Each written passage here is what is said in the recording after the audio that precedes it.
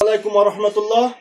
আজকে তোমাদের জন্য এমন একটা ভিডিও দেখাবো যে ভিডিওটা যদি তোমরা ভালোভাবে দেখতে পারো এবং ভিডিওটাকে ভালোভাবে যদি বুঝতে পারো তাহলে অনেক ইংরেজি বলতে পারবে। মাই ডিয়ার স্টুডেন্ট, দেখো আজকের ভিডিওটা দুর্দান্ত ভিডিও হবে। দেখো এখানে লেফট নো লিখেছি, আমি হচ্ছে লেফট নো লিখেছি। এই লেফট নো মানে হচ্ছে রেখে যায়নি, রেখে যায়নি, রেখে এই যে রেখে যায়নি, রেখে যায়নি। দেখো রেখে যায়নি, এই লেফট নো শব্দের অর্থ হলো রেখে যায়নি। মাই ডিয়ার স্টুডেন্ট, এটা তোমাদেরকে খুব ভালোভাবে মনে রাখতে হবে যে লেফট নো, লেফট নো মানে রেখে যায়নি। লেফট নো মানে কি? রেখে যায়নি। লেফট নো মানে কি? রেখে যায়নি। তাহলে লেফট নো মানে যদি রেখে যায়নি, তাহলে এখন যদি এটা উদাহরণ দিতে তাহলে কিভাবে দেবো? দেখো মনে করো আমি কোনো সমস্যা রেখে যাইনি, আমি কোনো সমস্যা রেখে যাইনি, তাহলে কি হবে? আই লেফট, এই যে I left, I left, I left no, I left no problem, I left no problem, I left no problem. আমি কোনো সমস্যা রেখে যাইনি। দেখো আই লেফট নো প্রবলেম, আমি কোনো সমস্যা রেখে যাইনি, আমি কোনো সমস্যা রেখে যাইনি। তাহলে কি হবে? Left no. এই তোমাকে জাস্ট এটা মনে রাখতে হবে মাই ডিয়ার স্টুডেন্ট, এটাই তোমাকে মনে রাখতে হবে যে লেফট নো শব্দের অর্থ হলো রেখে যায়নি। লেফট নো শব্দের অর্থ কি? রেখে যায়নি। তাহলে কি হবে? এখন যদি বলি যে তুমি কোনো সমস্যা রেখে যাওনি, তাহলে এখানে কি হবে? ইউ দিতে হবে। কি দিতে হবে? ইউ। দেখো শুধু ইউ দিবা। ইউ লেফট নো প্রবলেম, তুমি কোনো সমস্যা রেখে যাওনি, তুমি কোনো সমস্যা রাখোনি, এটা হলো সে মানে। ঠিক আছে? এখন যদি আমি বলি যে আমার বাবা কোনো সম্পদ রেখে যায়নি, আমার বাবা কোনো সম্পদ রেখে যায়নি, তাহলে কি হবে? যে মাই ফাদার, দেখো এই যে my father left, my father left no properties,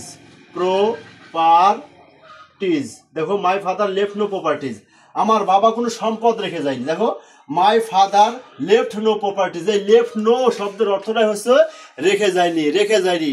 my dear student, এটাই তোমাদের ভালোভাবে মনে রাখতে হবে যে লেফট নো, লেফট নো, এই লেফট নো শব্দের অর্থ কি? রেখে যায়নি। বলো তো লেফট নো শব্দের অর্থ কি? রেখে যায়নি। তাহলে কি হবে? My father left no properties, আমার বাবা কোনো সম্পদ রেখে যায়নি। তুমি এখানে জাস্ট কি দিবা? এখানে মাই মাদার দাও, my mother left no properties, আমার মা কোনো সম্পদ রেখে যায়নি, আমার মা কোনো সম্পদ রেখে যায়নি। যদি বলা হয় আই লেফট নো প্রপার্টিজ, আমি কোনো সম্পদ রেখে যাইনি, আমি কোনো সম্পদ রেখে যাইনি। এখানে যদি তুমি সিস্টার দাও যায় my sister left no properties, my sister left no properties, আমার বোন কোনো সম্পদ রেখে যায়নি। এভাবে তুমি হাজার হাজার দিতে পারো। তুমি যদি বলো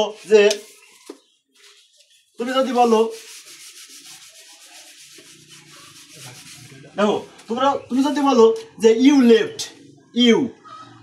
লেফট নো প্রবলেম, তুমি কোনো সমস্যা রেখে যাওনি। ইউ লেফট নো প্রপার্টিজ, তুমি কোনো সম্পদ রেখে যাওনি।